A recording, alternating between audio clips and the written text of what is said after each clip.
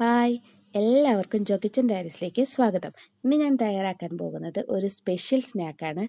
ഞങ്ങളുടെ നാട്ടിലൊക്കെ ഇതിനെ വാഴച്ചുണ്ട് എന്നാണ് പറയുന്നത്. അപ്പോൾ വാഴച്ചുണ്ടിൻ്റെ പൂവ് കൊണ്ട് ഒരു ബജിയാണ് തയ്യാറാക്കുന്നത്.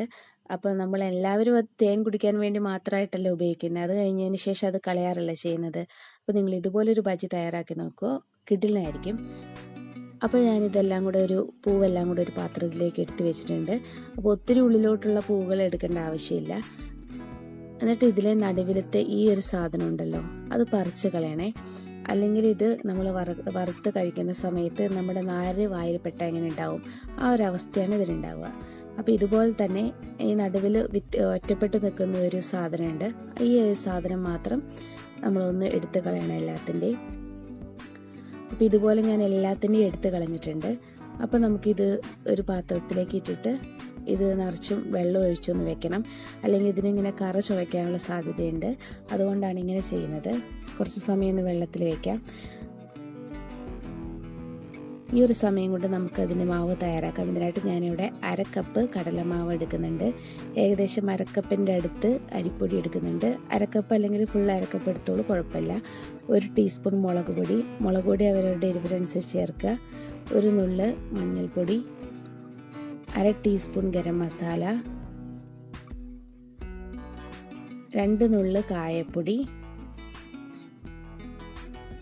ഉപ്പ് ആവശ്യത്തിന് ചേർക്കുക. പിന്നെ ഇതെല്ലാം കൂടെ നന്നായിട്ടൊന്ന് മിക്സ് ചെയ്യണം. എല്ലാം എല്ലായിടത്തും എത്തണം. അതുകൊണ്ട് ഇത് നന്നായിട്ട് ഇതെല്ലാം കൂടെ മിക്സ് ചെയ്യുക.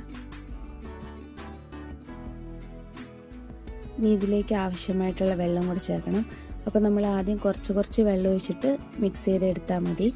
അപ്പോൾ അല്ലെങ്കിൽ ഒറ്റയടിക്ക് ഒഴിച്ച് കഴിഞ്ഞാൽ കുടിപ്പോള സാധ്യതയുണ്ട്. അതുകൊണ്ട് കുറച്ച് വെള്ളം ഒഴിച്ചിട്ട് നന്നായിട്ട് ഇത് മിക്സ് ചെയ്യുക.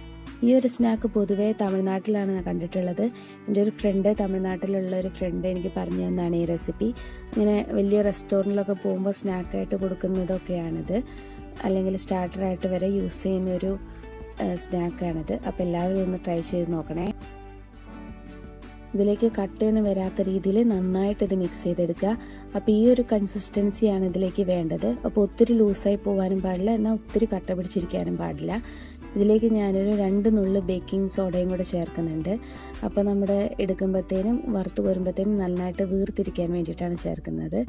അപ്പോൾ നമ്മൾ നേരത്തെ വെള്ളത്തിലിട്ട് വെച്ചിട്ടുള്ള പൂവ് ഒന്ന് വെള്ളം തോരാൻ വേണ്ടിയിട്ട് ഒരു അരിപ്പയിലേക്ക് ഇട്ട് കൊടുക്കാം. ഞാനിവിടെ ഒരു പാത്രത്തിൽ എണ്ണ ചൂടാവാൻ വേണ്ടി വെച്ചിട്ടുണ്ട്. എണ്ണ ചൂടായതിന് ശേഷം നമ്മൾ ഓരോന്നായിട്ട് ഈ മാവിൽ മുക്കിയിട്ട് എണ്ണയിലേക്ക് ഇടണം. അപ്പോൾ ഇതിനെ എടുക്കുമ്പോൾ ശ്രദ്ധിക്കേണ്ട ഒരു കാര്യം, അപ്പോൾ നമ്മൾ വലിയ വട്ടമുള്ള പാത്രം എടുത്തു കഴിഞ്ഞാൽ നമ്മളിങ്ങനെ ഓരോന്നായിട്ട് ഇടുമ്പോഴത്തേനും ആദ്യം ഇട്ടത് കരിഞ്ഞു പോകും. അപ്പോൾ കുറച്ച് ചെറിയ വട്ടമുള്ള പാത്രം എടുത്താൽ മതി.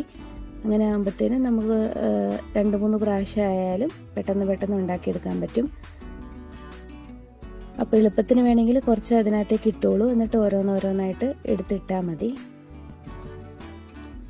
അപ്പോൾ ഇതുപോലെ നമുക്ക് എല്ലാതും ഇതിലേക്ക് ഇട്ട് കൊടുക്കാം.